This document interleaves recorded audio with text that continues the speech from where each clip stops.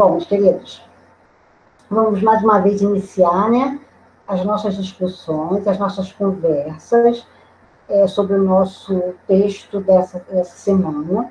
Na semana passada, nós tivemos um momento somente assíncrono, né? Momento esse onde vocês foram orientados a proceder à leitura reflexiva, né, do texto Supervisão Educacional e o Desenvolvimento Institucional da Escola, e a partir daí, né, dessa leitura reflexiva, deu origem a uma atividade que eu pedi para que vocês encaminhassem para o meu e-mail, tá? Assim, até hoje, no meado da tarde, eu vi vários alunos postando as suas atividades, né? Como nós já temos, já foi encaminhado para a gente a questão dos diários, então nós vamos eu vou agora, na próxima semana, já fazer as correções, fazer os lançamentos, para ir dando aquele feedback para vocês, tá bom? Bom, vamos começar, né? E aí vamos, a partir das consultas que vocês possam, né, possam realizar, a primeira coisa, né, que eu gostaria de destacar, e que é assim, um princípio do nosso texto, é quando ele diz que, né, a supervisão e desenvolvimento institucional da escola, né?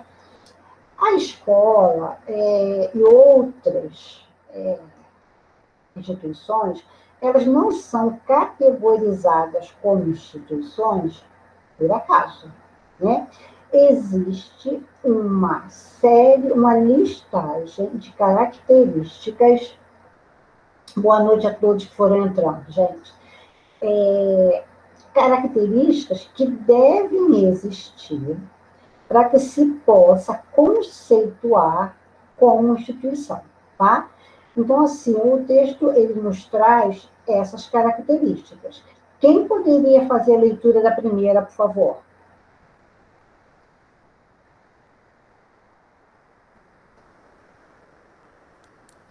Da primeira o quê, professora? A primeira característica que nós temos que verificar, né, para termos a certeza que a escola é uma instituição. Está no iniciozinho. Posso ler, professora? Pode, Simone. Exterioridade. Isso. E o que é essa exterioridade? Instituições são experimentadas como algo dotado de realidade exterior e situam-se fora do indivíduo, de certa maneira, diferindo da realidade formada pelos pensamentos, sentimentos e fantasias do indivíduo. Isso. Continuo? Pode continuar. Objetividade. São objetivamente reais, já que todos ou quase todos admitem que de fato elas existem e que existem de uma determinada maneira. Vamos dar uma paradinha aqui, Simone. Vamos entender, vamos clarificar essa ideia de exterioridade, né? Exterioridade quer dizer que a instituição está lá posta com a sua função, né? No caso da escola, é uma função extremamente necessária, que é a questão do ensinar, né? Da aprendizagem, né? Ensino e aprendizagem, que ele é considerado um pré-requisito para a escolarização, né? E mais lá na frente para todas as certificações. E aí, essa instituição, ela existe independente da nossa existência. A escola está lá. Tá? É claro que no decorrer dos tempos, ela foi adquirindo mudanças, né? Ela foi adquirindo, foi incorporando tendências variadas, foi tentando acompanhar a evolução social, tá? O nível de exigência que se espera que esses alunos, né, em determinadas conclusões, tenham adquirido, mas ela existe, tá? Ela não existe por conta de cada um de nós. Ela existe enquanto instituição que tem o seu papel claramente definido, tá? Então, ela é exterior à pessoa humana, tá bom? Quando a gente fala que ela é também, né, ela tem a característica da objetividade, é porque ela é real, ela é palpável, ela é claramente definida, né? Então, ela não depende, por exemplo, de uma projeção, de um pensar, né? Ela existe de forma extremamente objetiva, real, necessária, né? E nos nossos dias atuais, eu gosto sempre de trazer para o nosso dia a dia, tá? Ela é tão objetiva, ela é tão real, ela é tão necessária, né? Que o corpo legal, tá? Ele, inclusive, ele existe sanção, né, para as famílias que não matriculam seus filhos no período correto, né? Então, é algo que tem a sua existência bastante objetiva e caracterizada como necessária. Eu diria como condição sine qua non. Quer dizer, a partir da escola, a partir da frequência à escola, é possível identificar e direcionar rumos. E para aqueles que, de alguma forma, estão negligenciando, né, esse papel, existe a sociedade, né, como eu já falei, por conta do seu corpo legal, né, a questão jurídica, ela pune aquelas pessoas que não acatam, né, com seriedade esse papel tão difundido e necessário que é a escola. Tá? Vamos avançar? Quem poderia citar mais alguma característica? Vamos lá. Vamos lá. Autonomia moral. Oi, Autonomia moral. Isso. Como é que a gente pode definir o que é autonomia moral? Pode ler? Pode, claro. As instituições possuem uma autoridade moral, ou seja, não se mantém apenas por meio de coercitividade, mas invocam um direito à legitimidade, que varia de acordo com a instituição. Muito bacana. Eu puxo essas ideias bem amadurecidas para vocês. Quando a gente fala de autonomia moral, né, a Ana Karina ela fez a leitura onde dizia que essa instituição, vamos dizer assim, ela não caminha só na base da coerção. O que é coerção? É a pressão, tá? E por que ela muda, né, de tempos em tempos e vem evoluindo? Hoje em dia é uma prática, né, muito usual a sensibilização, né, do público que lá está na escola. Sensibilização do responsável, sensibilização do aluno, de acordo com o que a escola tenha como sua linha direcionadora no seu PPT. Tá? Então, a escola, ela é autônoma, sim, tá? a partir do momento que ela, apoiada no texto legal, ela possa dar rumos e caminhadas à sua rotina. Tá? Quando a gente fala em coerção, aquela escola lá, né, do momento, aquela escola bem tradicional, era uma escola onde não havia discussão no intuito, no sentido de crescimento. Existia a figura do professor.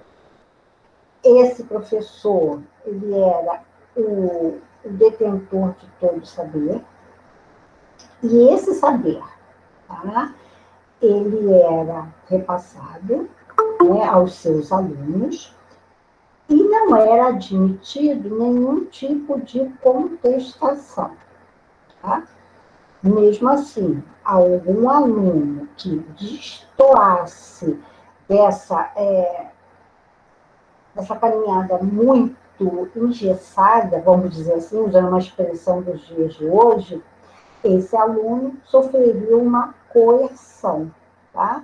E essa coerção, ela pode ser a partir do momento que ele deixa, né, de usufruir de algo, pode ser uma coerção, né, de retirada de algum direito, e no passado nós temos relatos que eram até muito aceitos a nível social de coerção física, né, os castigos físicos.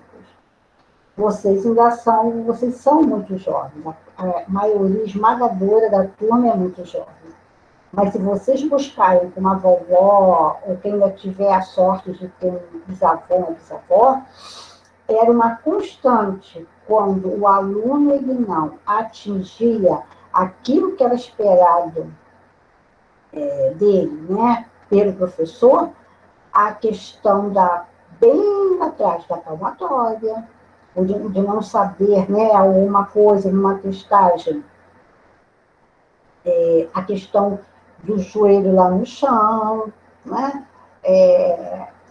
A questão do milho lá, a criança ou o adolescente com o rosto na parede, alguns até atrás da porta. Hoje em dia, eu sinceramente me sinto até, quando eu tenho que relatar, né, que eu tenho que relembrar, eu me sinto até muito constrangida. Né? Porque quando você fala em educação, entendendo como formação humana, essas correções físicas, esses castigos físicos, eles não conseguem se articular, mas a gente também não pode negar que eles existiam. Tá?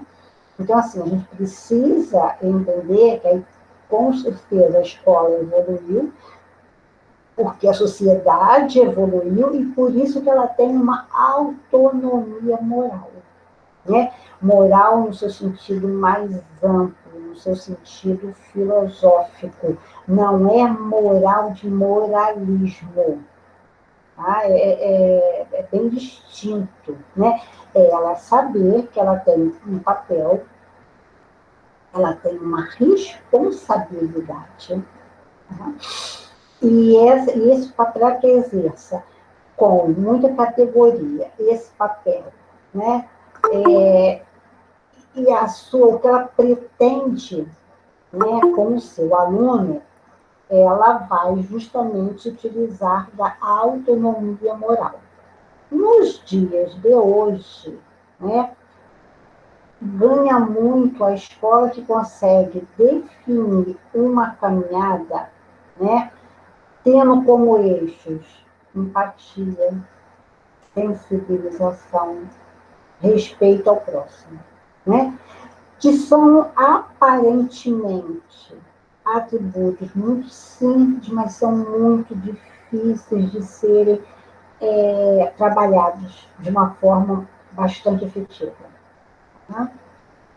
Mas, graças a Deus, nós temos relatos de escolas que conseguem chegar a esse nível tá? Não é que a escola não tenha problemas, tá? Isso aí não vai existir em momento nenhum.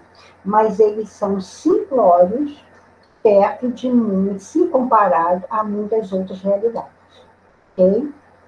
Até aqui, gente, está dando para acompanhar? Estão surgindo alguma dúvida? Coloca aí no chat, aí a gente vai acompanhando aqui, tá bom? Bom, vamos lá. Então, falamos, olha só, de exterioridade, falamos de objetividade, falamos de autonomia moral. O que mais temos enquanto característica? Historicidade. Isso. Faz a leitura, por favor, Ana Karina. As instituições possuem uma história em praticamente todos os casos experimentados pelo indivíduo. A instituição existia antes que ele nascesse e continuará a existir depois de sua morte. As ideias corporificadas nas instituições foram acumuladas durante um longo período, por meio de inúmeros indivíduos cujos nomes e rostos pertencem ao passado. Né? Então, é aquilo que nós também, né? Essa definição é extremamente clara, né? Quando ela diz que a instituição está lá posta, né? Para a sua criação e para a sua manutenção, ela não depende da nossa existência, e ela já existia e vai continuar a existir, né? Então, é a questão da existência histórica, né? Conforme, claro, com as suas características específicas, nós temos a escola, nós temos a igreja, que são instituições, né? Só para a gente ir aí clarificando a ideia de vocês, tá bom? Vamos lá, temos mais alguma característica?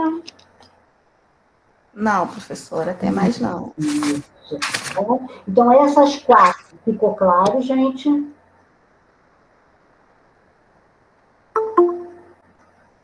Sim. Isso, então vamos lá.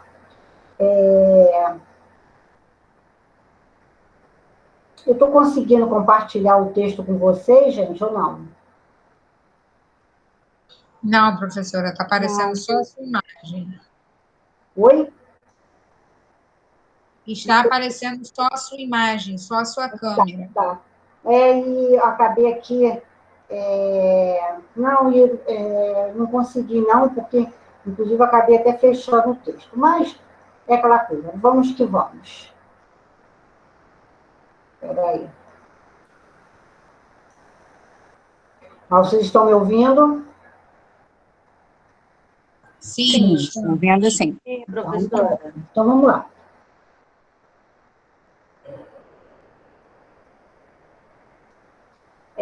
Goffman, né, ele traz para a gente uma definição, né, uma ponderação que vale a pena a gente relatar. Ele coloca que as escolas, assim como as famílias, são instituições sociais totais, com função socializadora, coerentes e em perfeita sintonia com seu público, onipresentes e fortemente legitimadas. Além disso, ambas são responsáveis pela introdução de crianças e adolescentes no mundo dos adultos. E aí eu quero dar uma paradinha nesse conceito, né? Por que eu acho tão importante a gente pensar, né, nessa correlação de escola com família, e com as famílias, desculpe. Tá? É importante a gente refletir, gente, porque nós temos, né, se nós formos pensar na década passada, nesta década, já há bastante tempo. Eu acho que, assim, desde os anos 80 do século passado, né, década de 80, década de 90, em nome dessa, vamos dizer assim, articulação entre as instituições, o que nós temos visto, tá, é uma confusão entre qual é o papel da instituição família, né? Quais são os papéis, melhor dizendo, e quais são os papéis da instituição escola, né?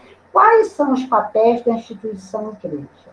Quais são os papéis, por exemplo, de uma instituição com caráter recreativo? Né? A gente não pode deixar passar batido, tá? E não identificar que a escola, tá? Enquanto primeira instituição que aquele ser humano participa, ele tem o seu caráter, né? As suas funções mais específicas.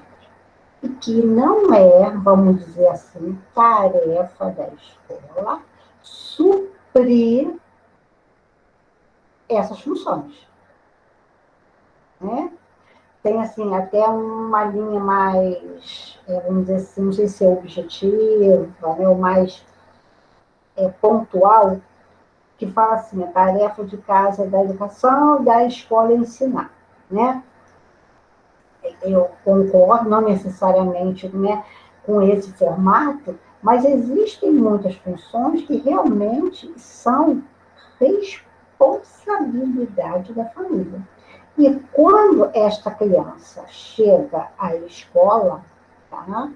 Hoje em dia, né, a gente sabe que a partir dos 4 anos, que é a pré-escola, é obrigatório o acesso da criança à escola, né, que sou responsável, cumpra com esse papel. Nós verificamos que muitas questões que deveriam ser de caráter familiar, elas chegam ao ambiente escolar, ao ambiente acadêmico, extremamente negligenciadas, né? E a escola tem que, além de todas as suas funções específicas, muitas vezes dar conta de coisas que não lhe competem. E isso tem se tornado uma constante. Então, assim, a gente tem que tomar extremo cuidado, saber definir, ter clareza o que é realmente atividades, né, funções da família e da escola ou de qualquer outra instituição que porventura se tenha. Tá? Até porque, se não o professor, né, a equipe pedagógica da escola, vocês daqui a pouquinho com condições de estarem gerenciando esse grupo, né, já com a formação acadêmica para isso. Se vê um grupo extremamente desgastado, porque, além de exercer as suas funções mais específicas, eu diria, as suas atribuições reais, acaba tendo que dar conta de atribuições que não são suas. Né? E eu sei que, infelizmente, existe uma pressão para que isso aconteça. Então, assim, eu fiz questão de dar uma paradinha para que a gente faça essa reflexão. Como eu coloquei para vocês, o que eu pretendo como contribuição, né, dessa disciplina é que vocês exerçam a cada ação uma reflexão. Né? E aí, com certeza, vocês terão mais repertório para estarem, né, sempre pensando no coletivo, atuando de uma forma a minimizar entraves. Tá? Então, assim, por isso que eu fiz questão de estar enfatizando, dando assim, uma paradinha para colocar aspectos que, a princípio, são muito simplórios, mas que nós não podemos deixar de repensar e que também não podemos naturalizar, porque senão vira grandes absurdos. Tá? Teve uma vez que eu soube de uma situação numa instituição privada e que se a gente não toma cuidado, né, pequenas questões acabam, né, como eu coloquei para você anteriormente, acabam virando corriqueiras. Tinha uma determinada família, né, numa escola, onde a mãe já tinha filhos, mãe e pai. Mãe e pai. No ensino fundamental, anos iniciais, e o outro filho na educação infantil, né? Estudando à tarde, todos eles. E aí a mãe, né?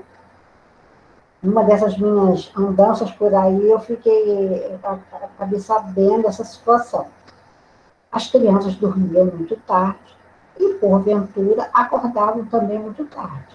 Né? Esse acordar muito tarde era praticamente na hora já de almoçar e ir para a escola. Né? E aí, como o aluno de educação infantil ele tinha uma postura era bem mais lento, ela tinha o cúmulo, tá, de pegar a refeição dele e levar para a escola para que alguém desse. Não é aquele lanchinho, gente, que eles fazem, ou pelo menos faziam, né, com aquele momento de troca, de merendinha, de lanche. Não, era refeição. Né? E aí eu sei que depois a escola se pronunciou para que essa situação ela não fosse dada continuidade. Né? Porque pode parecer uma coisa simples, fala mas o que tem de mais? Mas por que essas crianças também em casa, eles não são colocados numa rotina de dormirem mais cedo, para que acordassem mais cedo, e com isso tivessem tempo de fazer a sua rotininha mais básica. Né? Então, assim, são questões. Eu costumo dizer que a nossa vida tem que ser reflexão, reflexão, reflexão. Será que esse procedimento está correto? Será que a tarefa realmente da escola fazer isso? Será que a escola não tem que sinalizar para essa família? Né? Então, assim, são questões que a gente não pode deixar perder de vista. Até que, ok, gente?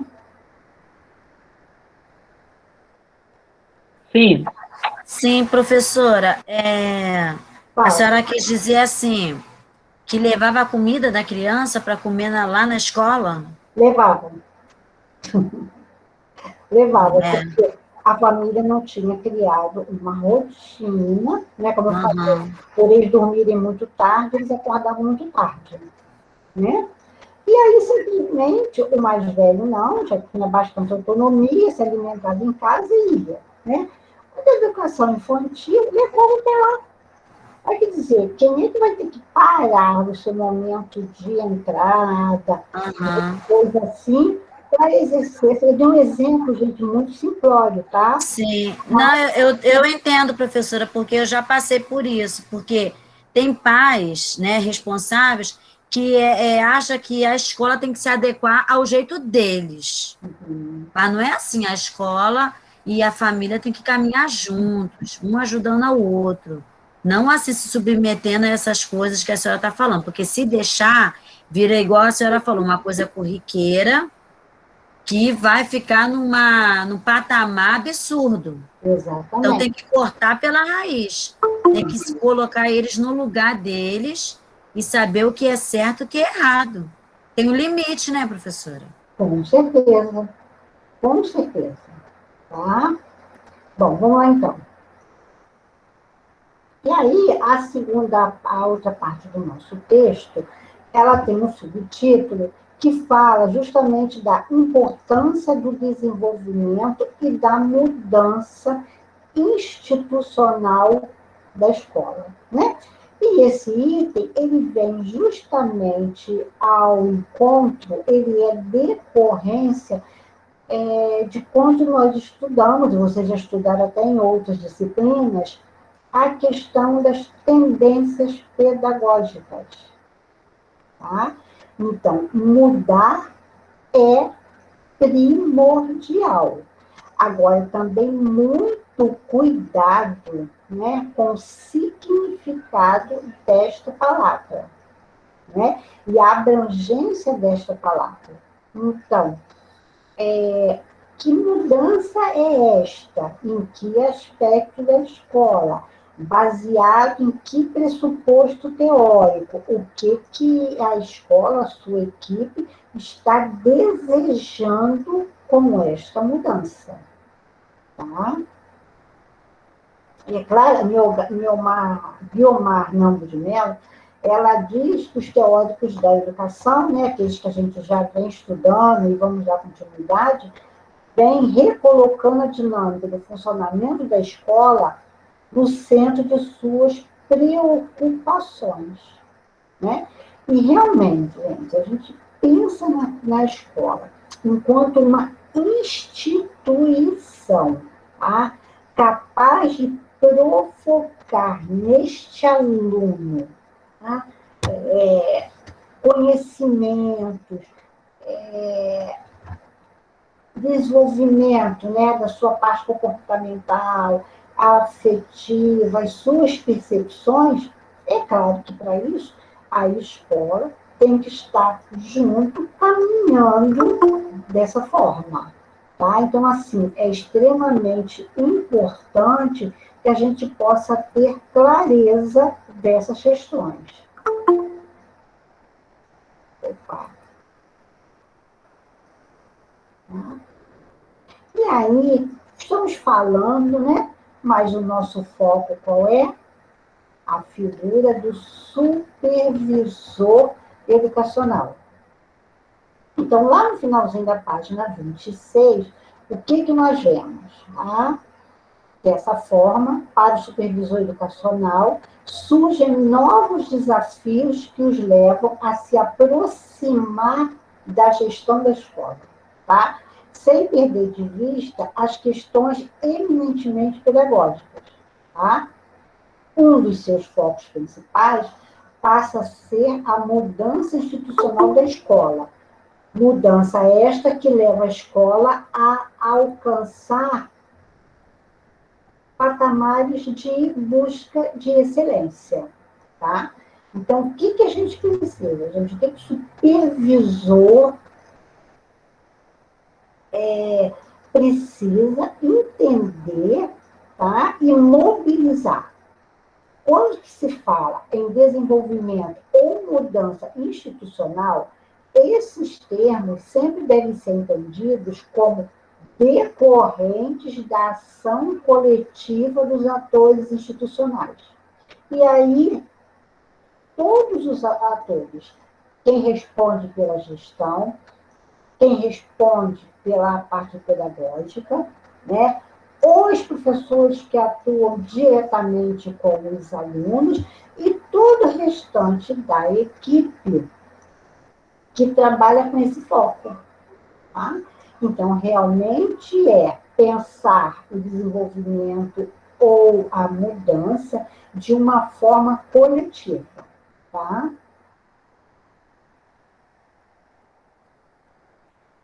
E aí, quando se fala dessa mudança, né? O texto nos traz, lá na página 27, um primeiro diagrama, né? Então, vamos aqui focar a nossa atenção nesse diagrama.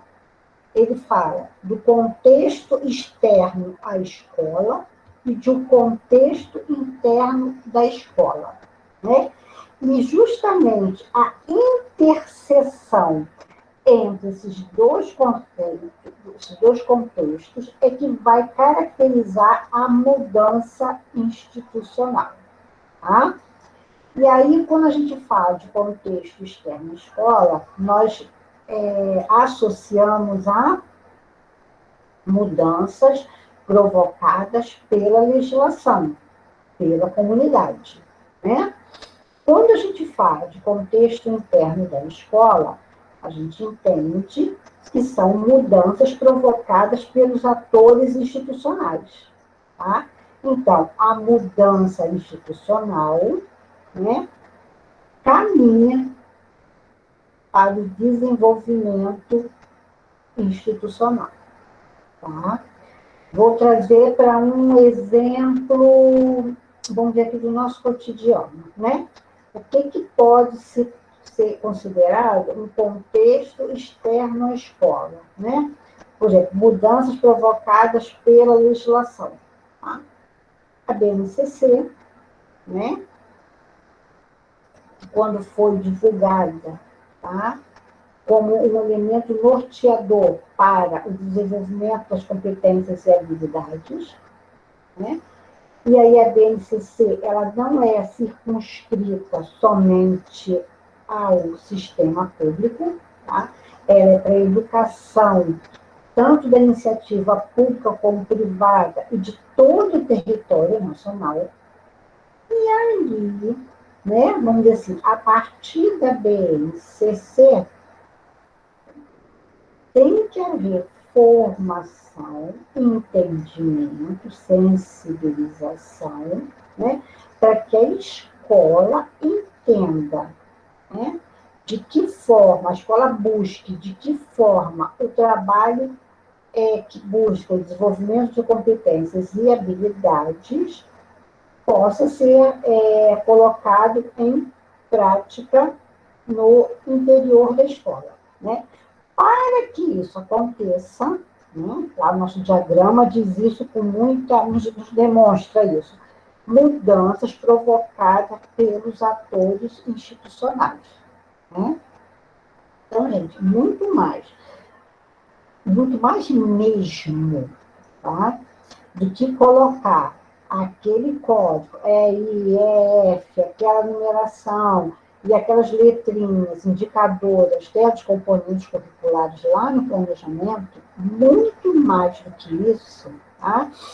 É entender de que forma se pode trabalhar no interior das escolas para que se desenvolva aquelas competências e habilidades que estão discriminadas naquele código. Tá? Não é possível, tá? Que somente a questão da transcrição, do relato escrito, do planejamento escrito, ele tenha sido modificado. Tá? É preciso que aconteçam realmente mudanças no interior da escola. E aí, né, logo em seguida, ainda na página 27, tem, né, por meio de um outro esquema, como é visto o fluxo de ocorrência da mudança institucional. E é isso aqui, gente, é muito legal. Quando a escola consegue colocar em prática, tá? É bem bacana. Então, tem o início e tem uma coisa chamada avaliação institucional. Né?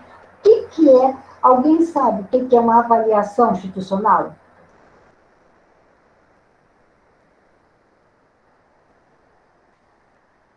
Alguém sabe? Sei não, professora, sei não. Vamos lá, então. Gente, quando a gente fala, né, em avaliação institucional, é a escola conseguir se avaliar. Tá? Então, assim, deixa eu exemplificar com um formato bem simbólico. Né? A escola organiza um instrumento, tá? Que pode ser um instrumento lá que é reproduzido e entregue para os vários participantes daquela escola. Tá? E hoje em dia, com a tecnologia, tem muitas escolas que já estão fazendo com o Google Formulário, e aí os dados já vêm bem compilados. Né? O que seria esse instrumento? É a escola fazer perguntas, questionamentos, colocar itens para que, itens específicos, os responsáveis emitam a sua opinião, os alunos emitam a sua opinião, os professores emitam a sua opinião, e aí os outros atores também dentro dos seus setores. Tá? E aí, o que a gente faz com isso tudo? O que a gente faz com isso tudo né? No caso, vamos supor dados que sejam relativos à aprendizagem do alunado, tá? Os responsáveis responderam, né? E tudo que a gente faz, a gente deve sempre dar uma devolutiva, seja devolutiva para o professor, seja devolutiva para a família, seja devolutiva para o aluno, quer dizer, é a certeza que o que quer que seja, tá? Foi lido, verificado, né? Uma coisa bacana que pode acontecer é esses resultados serem expressos em gráficos, né, que hoje, com a questão tecnológica, é muito fácil de fazer isso, né, colocar os dados em fórmulas e surgir em gráficos, né, mas eu ainda sou lá daquela fase que a gente fazia no papel e tal, aquela coisa toda. E aí, esses resultados são devolvidos, apresentados aos grupos, tá?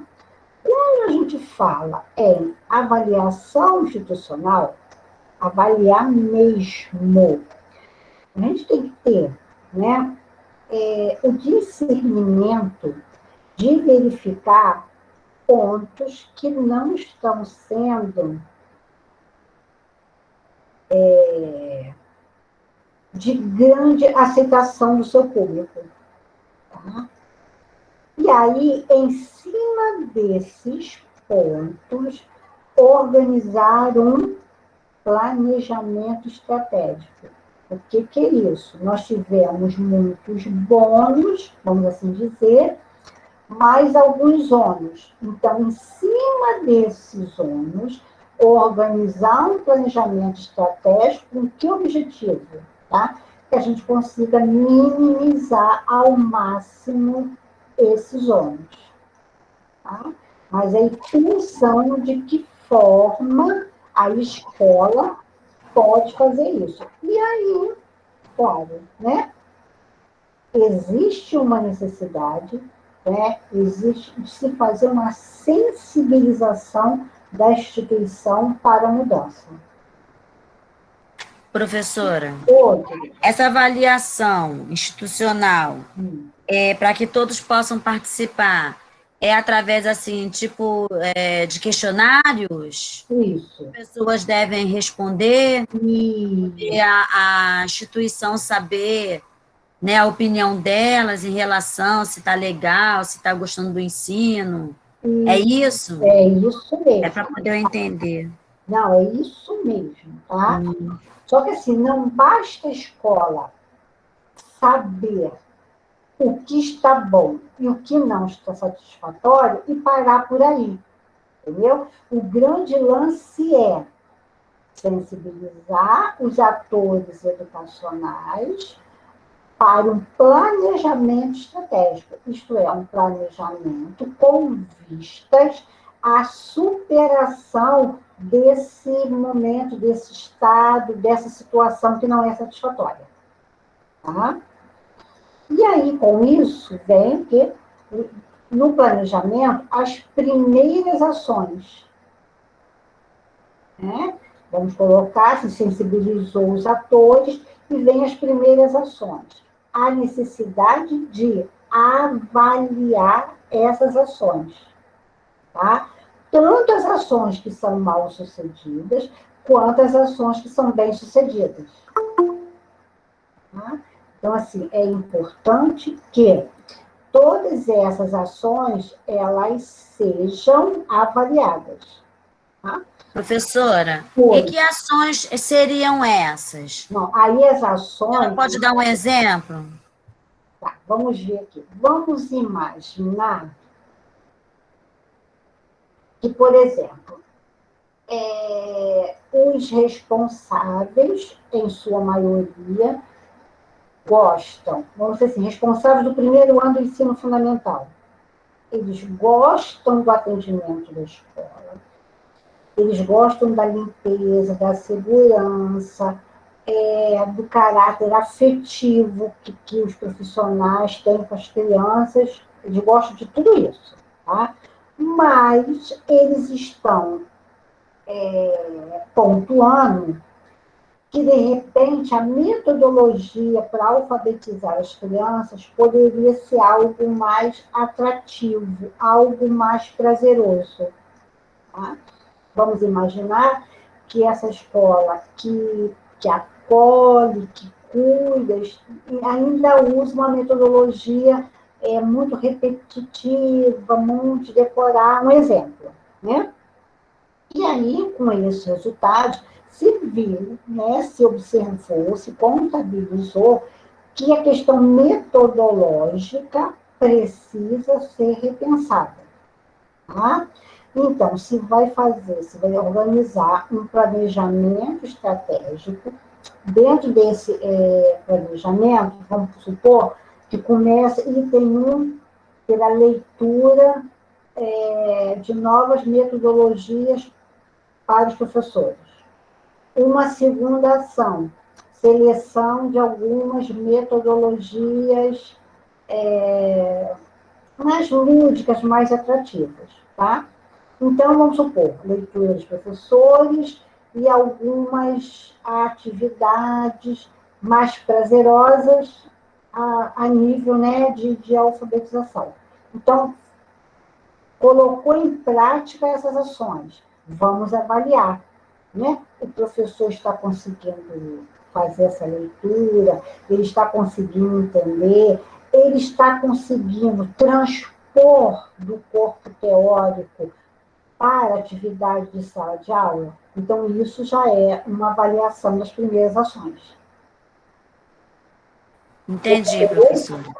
Uhum. Eu percebo que quando tem assim, aquelas reuniões, né, de pais, a gente vê muito assim, feedback, né? E os pais ali, eles falam, porque a gente expõe o que vai acontecer ali no bimestre, né?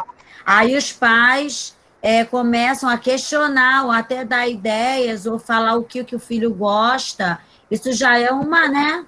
É um jeito de saber, porque aí quando a gente fizer a reunião pedagógica, aí cada professor que teve a sua reunião com a sua turma, os seus responsáveis, pode falar, né, o que eles acharam, o feedback dos pais em relação ao que pode fazer, assim, a escola pode fazer para melhorar, né, o ensino, a aprendizagem das crianças. Isso mesmo. Então, aí avaliando as primeiras ações, vamos imaginar que os próprios professores ficaram motivados, tá? Que eles gostaram do que eles começaram a ver e estão com dificuldades, é lógico, transpondo para a sala de aula. Então, se percebe que se está no caminho mais assertivo, tá? É o momento de consolidar essa mudança. Então, fortalecer esse processo para que essa alfabetização, essa metodologia seja cada vez mais pensada, refletida e lúdica. Tá? E aí, sanado, vamos dizer, com planejamento estratégico, esta lacuna se aguarda até a próxima avaliação institucional. Tá? A avaliação institucional ela pode ser feita semestralmente, bimestralmente, anualmente. Não existe um critério fechado. Tá?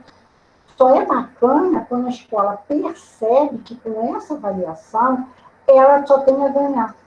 Porque muitas escolas, às vezes, têm receio de deixar os responsáveis ou os demais atores se pronunciarem.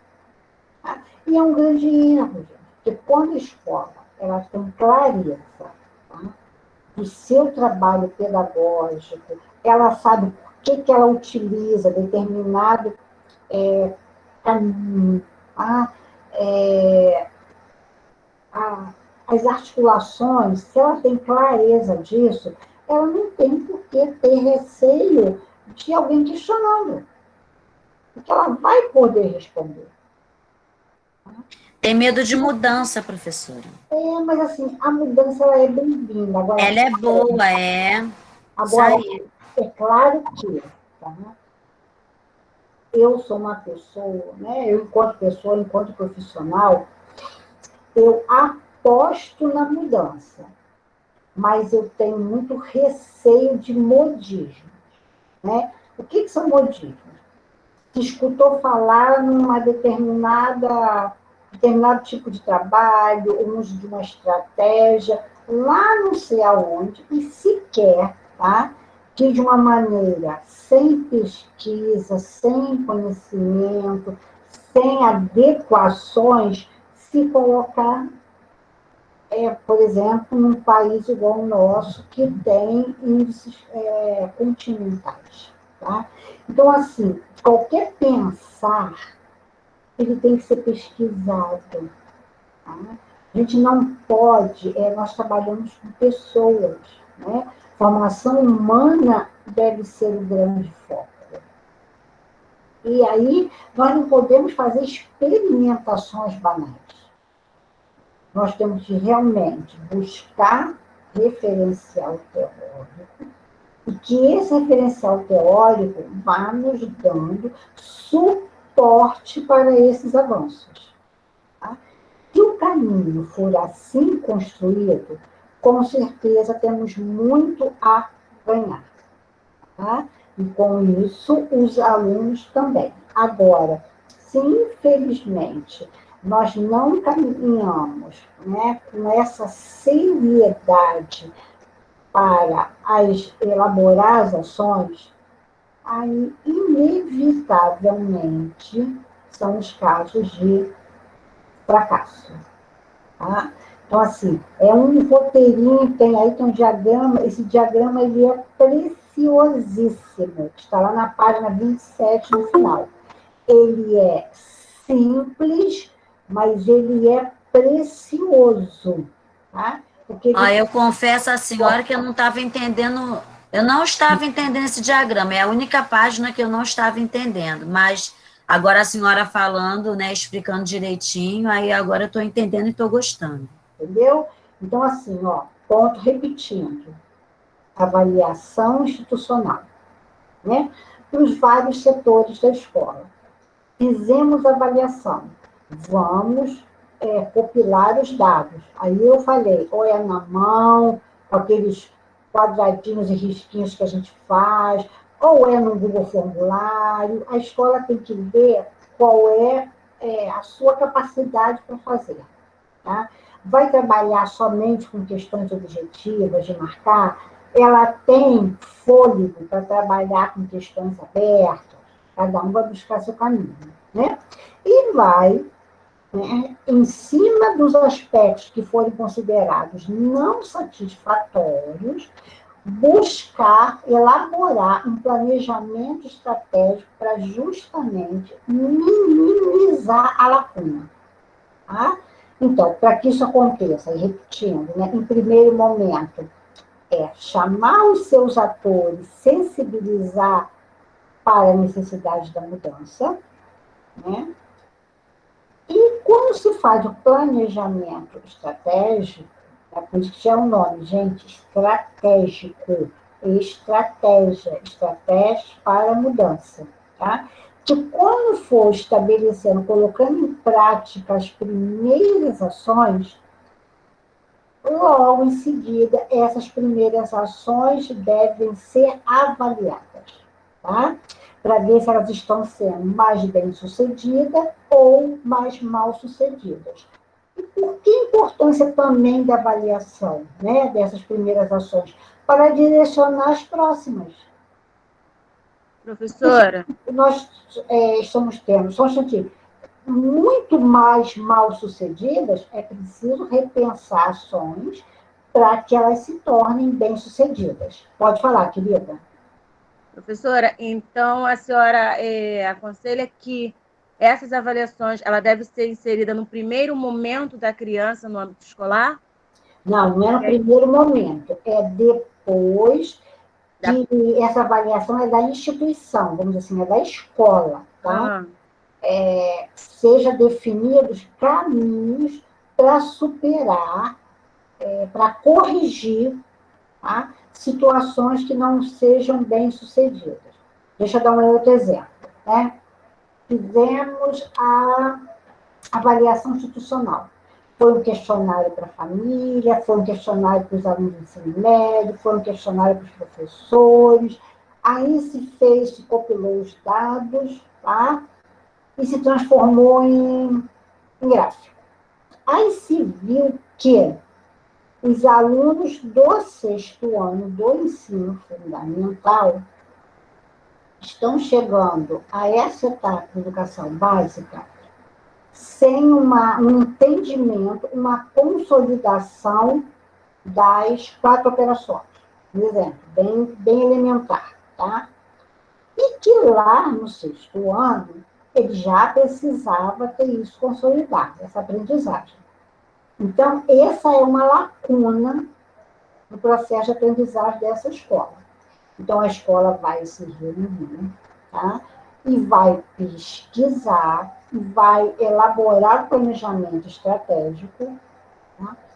Para que o professor do 5º ano, do 4º, do 3º, aí vem, né, numa escala decrescente, eles comecem a trabalhar de determinada forma para que esses alunos, no chamado anos iniciais do ensino fundamental, consigam consolidar essa aprendizagem, tá? Então, vamos pensar numa metodologia ativa, numa estratégia, para que esse aluno, lá dos anos iniciais, consigam avançar. Então, se vai colocar um cronograma para aplicação, né, dessas estratégias. Aí, se fez a aplicação dessas estratégias, você vai avaliar se realmente elas melhoraram a aprendizagem ou não melhoraram a aprendizagem. Tá? Então, isso que é avaliar as primeiras ações. Tá? Ficou entendido, Ana Paula? É a Vanusa que perguntou. Ficou, professora. Tadinha da Ana Paula. Vanusa, ficou entendido? Ficou, professora. Tá? Queridos, podem... Professora, é como se estivesse criando metas, né, a ser alcançadas. Aí é experimental aí para ver se alcançou e o que não alcançou, se foi mal sucedida, e melhorar isso aí, né, cada vez mais, não é? É isso mesmo. Tá? Bom, vamos lá então. Logo em seguida, o nosso texto coloca a questão da ação supervisora e desenvolvimento institucional da escola, né?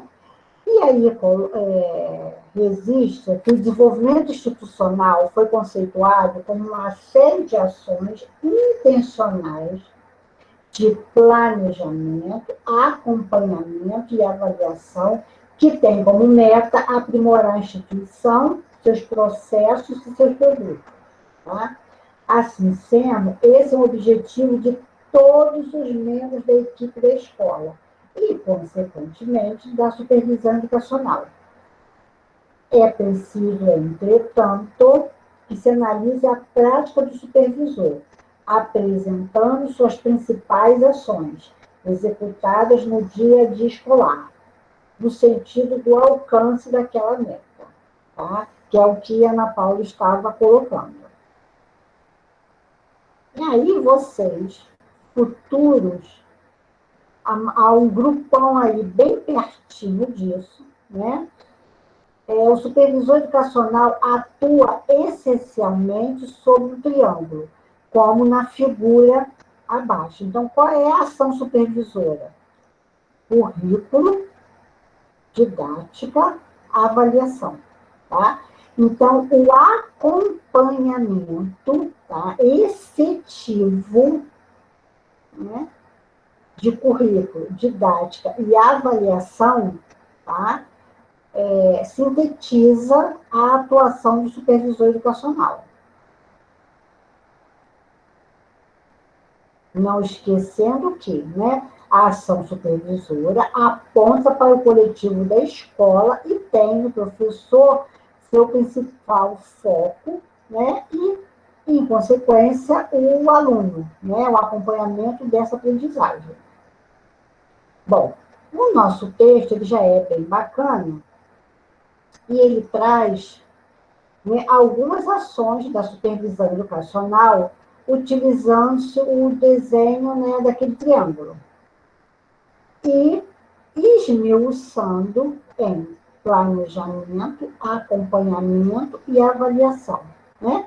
Então, a parte relativa ao currículo, tá?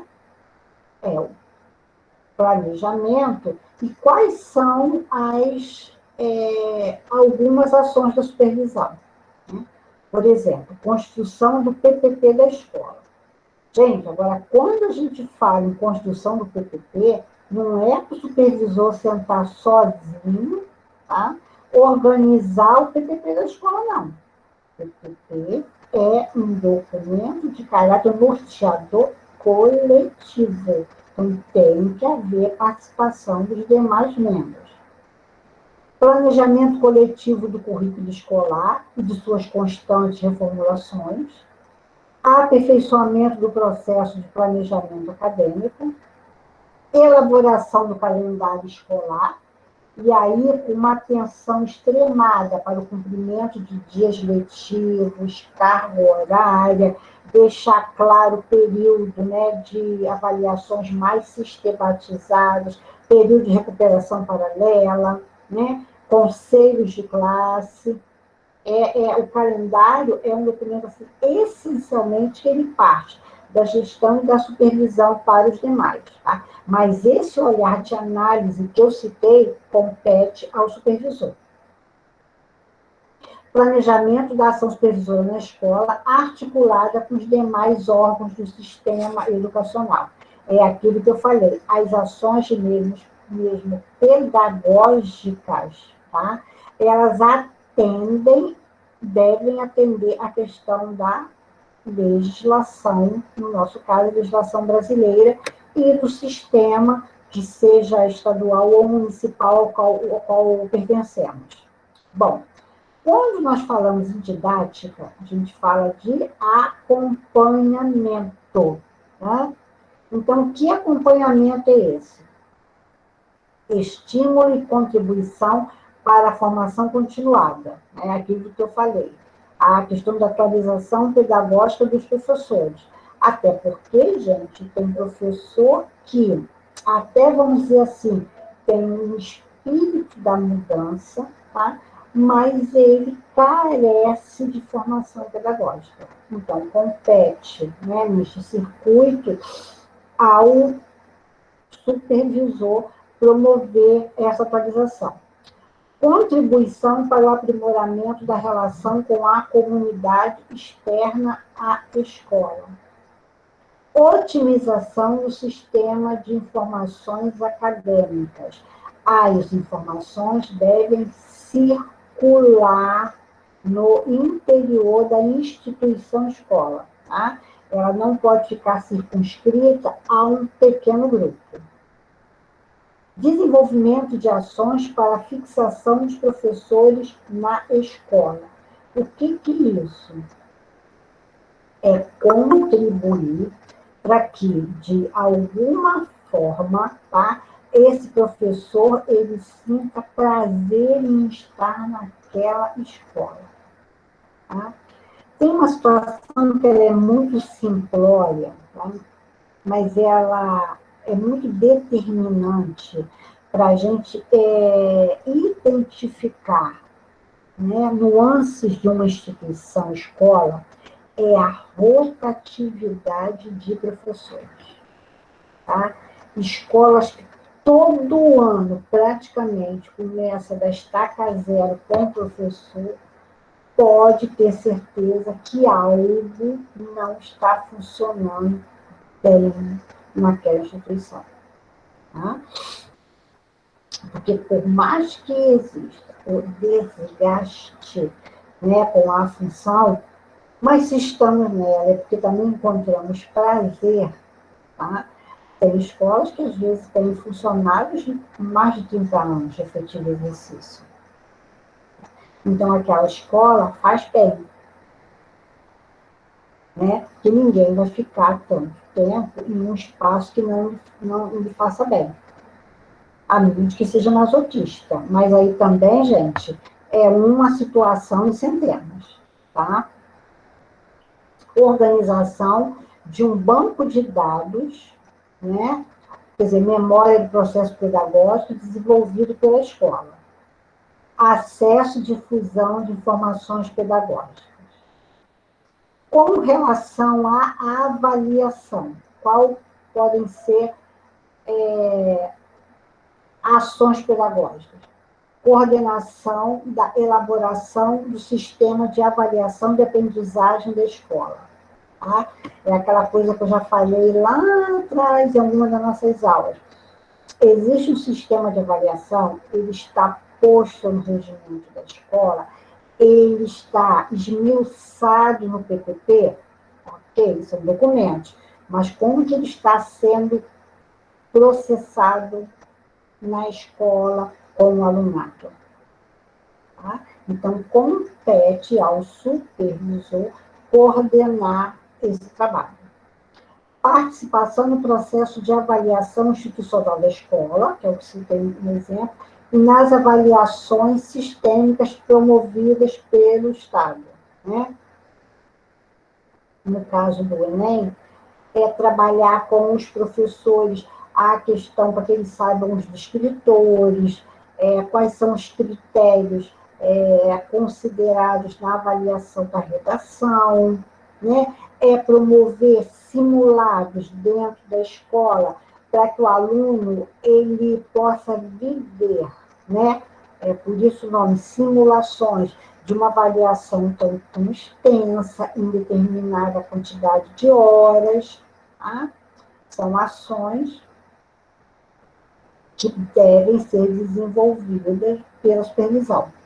Elaboração de análise de rendimento, de retenção e de evasão escolar, com consequente levantamento de alternativa para sanar os problemas detectados. Coordenação colaborativa com os demais membros da equipe técnico-pedagógica e dos conselhos de classe. Bom, além dessas ações, tá, a supervisão também pode se utilizar, né, exercer as seguintes ações. Contribuição para as alternativas de inclusão, né? E aí formação com os professores, busca de material de apoio, apoio à melhoria da qualidade do ensino, facilitação do uso da tecnologia da informação e comunicação no processo pedagógico, fomento à inovação educacional, participação ativa, claro, né, na equipe pedagógica com os demais membros, e contribuição efetiva para a melhoria do clima institucional da escola. Tá? Então, a partir daí, né, nós podemos entender o conceito de desenvolvimento institucional e perceber a importância da atuação do supervisor educacional nesse processo. Tá? É imprescindível falar em mudança institucional, desenvolvimento institucional, o supervisor tem que estar fazendo aquela coisa assim, de comissão de frente, né, dessa sensibilização. E aí, como já nos diz, né, Paulo Freire, para que se consiga realmente essa mudança e desenvolvimento institucional, nós não podemos deixar de conhecer o significado e colocar em prática duas categorias, tá? Democracia e diálogo. É a partir dessas categorias que nós vamos conseguir sensibilizar para as mudanças necessárias na escola. Ok? Então, gente, ficou entendido? Não ficou? Gostariam de perguntar alguma coisa? Se pronuncie no chat, por favor.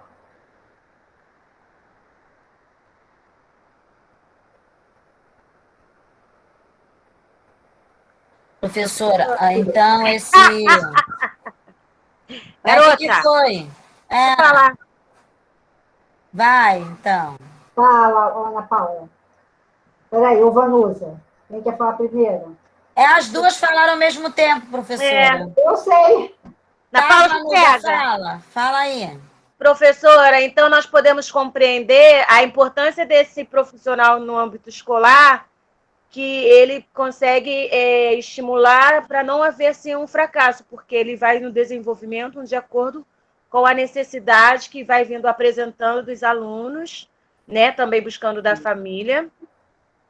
Mas, professora, quando isso não acontece, aí é onde nós podemos observar também, né, que quando há um fracasso escolar é por falta também desse profissional de não buscar a sua equipe, né?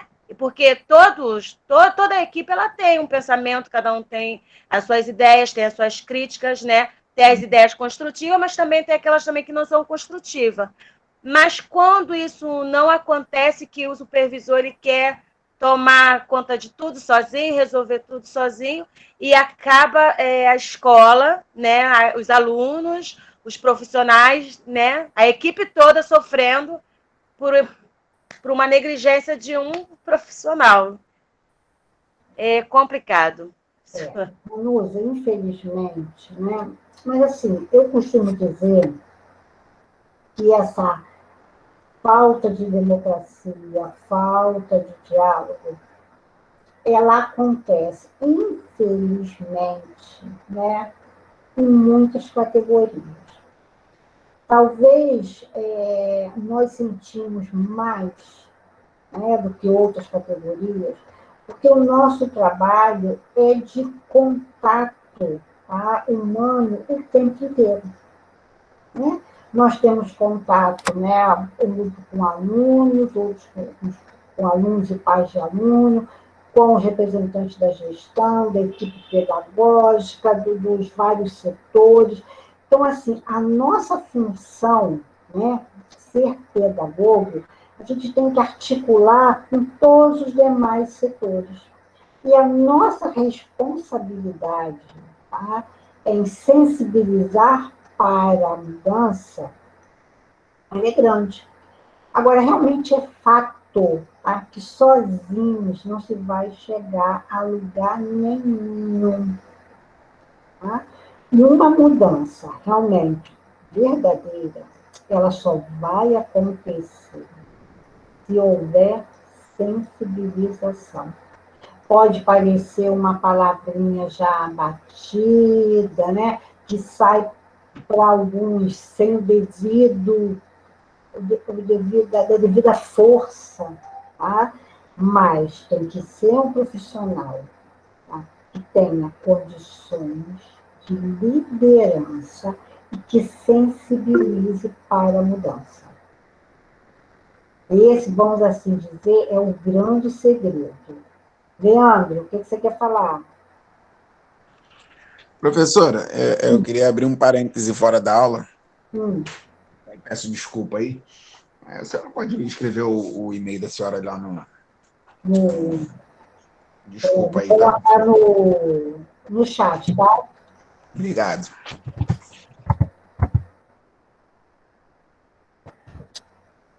Professora, posso falar? Pode, minha querida. Então, lá no artigo que a senhora já deu para a gente, sobre supervisão escolar entre os ditames da legislação, esse artigo, né? Tem até uma parte aqui que eu ganhei, que fala assim, que a educação que atua no espaço escolar como um agente, né? Que esse supervisor, ele é um agente mediador e facilitador do processo de ensino-aprendizagem. Vê se eu entendi. Quer dizer que esse supervisor é aquele que conversa com todos esses agentes aí, né? Profissionais da educação, na instituição, tentando juntá-los e mediar, e, tipo, distribuindo tarefas, porque ele tem, tipo, assim, uma visão ampla. E distribui aquilo que tem que ser feito. para não também ficar sobrecarregado, né, para ele. Ele não pode pegar tudo para ele. Mas aí ele junta todo mundo, a equipe, e vai conversando, vai elaborando, vai falando com as pessoas, igual a senhora fala, os atores. Não é? É isso? Os atores da escola. Isso. Para poder a escola caminhar. Exatamente. Né? Então, ele tem que ter uma visão ele é bem importante, hein, professora? Importantíssimo. Ele tem que ter uma visão de cada departamento, de cada um. Só que ele não vai atuar sozinho. Ele vai pedir ajuda de todos para poder pensar junto, né? Vai comunicar todos, não é? Não é aquela pessoa que elabora tudo, viu tudo, cada detalhe. Elabora tudo e já vem trazendo para os professores tudo pronto para fazer. Sem ter, assim, a opinião de ninguém. Sem querer saber. Sem querer saber a opinião de qualquer pessoa. Por isso que já traz pronto. É isso? Não, esse que não quer, que não escuta a opinião de ninguém, que traz pronto... Esse é o negativo. Exatamente. Perfeito. Perfeito. Tá? Aquele que conseguir mediar, né, essa questão da democracia com o diálogo, este é o supervisor que vai ser capaz de conduzir mudanças. Tá? Então, é por aí. Bom, gente, mais alguma coisa? Não, professora. Não? Tá. Então, meus queridos, eu vou amanhã, eu já vou encaminhar, tá, o material da nossa próxima aula. Tá? Foi, assim, um prazer revê-los. Um prazer mesmo. Eu gosto desse momento de terça-feira, eu gosto desse intercâmbio, desse diálogo, saber que nós, mesmo no remoto, vocês vão participando. Assim, eu vi, não, como eu disse no início, eu não cheguei a corrigir nada ainda, mas fui vendo no e-mail institucional as atividade 2 chegando, né? Teve gente que realmente teve condições e aproveitou o momento assíncrono da semana passada para realizar atividade, e a ideia é essa, tá? Que vocês usem o tempo, né, quando possível, da aula, que quando eu estou no presencial, geralmente é assim que eu faço com vocês, tá? E que a gente consiga realmente assimilar aspectos essenciais da figura do supervisor, né? Eu, por exemplo, sou apaixonada por esse lado da função, tá? Embora da pedagogia, né, da função. Embora o supervisor, ele não deve, claro, trabalhar sozinho, como já foi dito, e aqui é bastante repetido, tá? Tem que ser uma equipe. Mas é claro que eu também sei, gente, que tem escolas que têm um tamanho quantitativo até reduzido de alunos. E aí essa escola não vai ter condições financeiras de ter uma equipe enorme com vários membros, tá? Mas se ela tiver, pelo menos, um supervisor que reúne as características que já foram comentadas e que exerça essas ações, né? Que, assim, esse texto, guardem ele, que ele é primoroso para a caminhada de vocês, né? Nos diagramas, nos roteiros, ele é primoroso. Então, se nós temos aquelas ações desenvolvidas dentro da escola, da instituição escola, com certeza o nosso processo pedagógico, processo de aprendizagem, ele vai fluir com mais leveza e com mais tranquilidade. Ok? Bom, meus queridos, então vou encerrar nossa aula por aqui hoje, tá? Agradecendo pelo convívio hoje, né, pelo contato com vocês. Foi um prazer, professora. Igualmente. Mais uma vez, gente, tomem todos os cuidados do mundo, tá? Eu acho que a gente já está conseguindo caminhar a nível de aprendizagem, de entendimento, tá bom? Assim, ainda estamos num momento crítico com a pandemia, mas eu já consigo ver, assim, lá na frente, uma superação, tá? Então, olha, se cuidem, tá? Não esmoreçam, tá bom, gente? Nós estamos aqui, eu estou aqui para caminhar com vocês até o finalzinho deste semestre, tá? Se Deus quiser, e Ele vai querer. Bom, porque Ele está vendo, eu fico feliz quando eu vejo o quantitativo de pessoas que entram nas nossas aulas de terça-feira. Bom, gente? Então, fiquem com Deus e até a próxima semana.